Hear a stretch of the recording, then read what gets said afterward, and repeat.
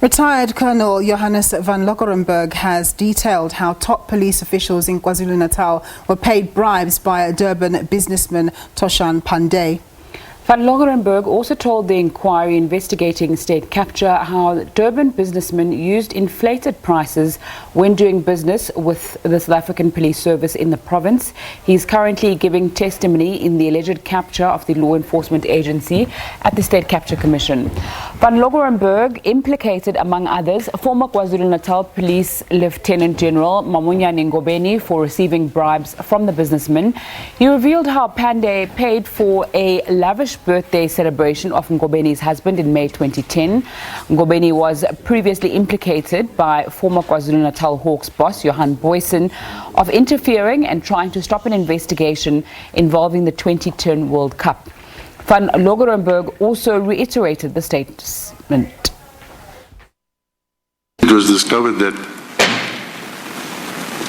Toshan Panday paid for all these expenses. And there's no way that she appointed him as an agent to pay for these expenses.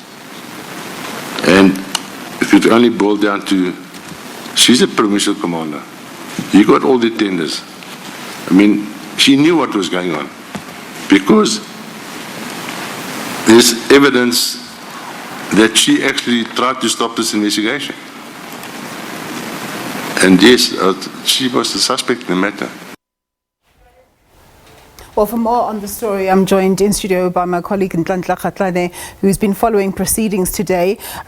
Obviously, this particular gentleman is of huge interest, given that he comes from the now disbanded SARS unit, the Scorpions unit. What did he have to say?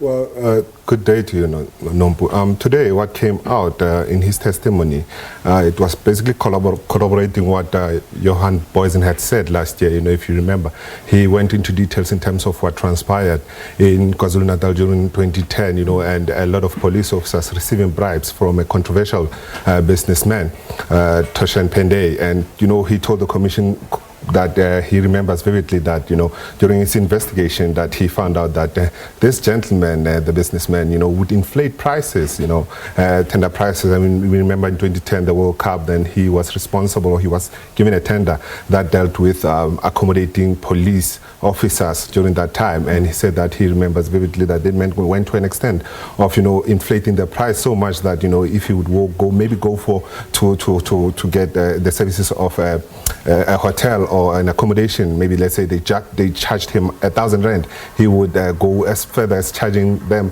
100% more. 100% more. So what else did he have to say apart from the case relating to what was happening in KwaZulu-Natal? Have they gone further yet? Well, he spoke on his proximity to the then KZN provincial commissioner, also saying that he remembers that, there was an incident whereby this man would use bribes to, probably get favors, saying that he even went to an extent of paying for a birthday of the husband of the former police commissioner in the province. Also saying that he would use a lot of, companies to ensure that he get a tender, maybe use a lot of companies in his family's names to ensure that, he bids for a tender and one of those companies eventually gets that particular tender. Did Judge Zondo confirm that indeed the commission has sought an extension to proceedings there? Well, yes, he did. Today we received a communication or a communique from the commission. When you remember last year, it was spoken at the commission that, they would need more extension, especially looking into what was discovered, what had been done, even though a lot of people, said that, with the time that it was given, it has done a lot. We can confirm that today the commission has said that, it approached the court for an extension, and we know that they want the extension to be until the 31st of December. Wow.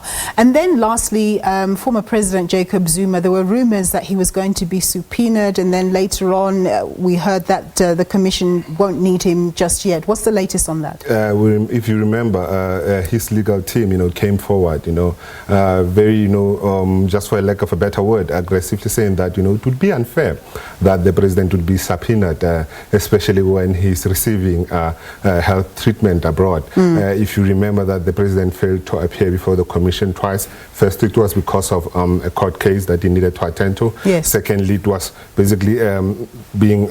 health issues. Yeah, health issues, yeah. Okay.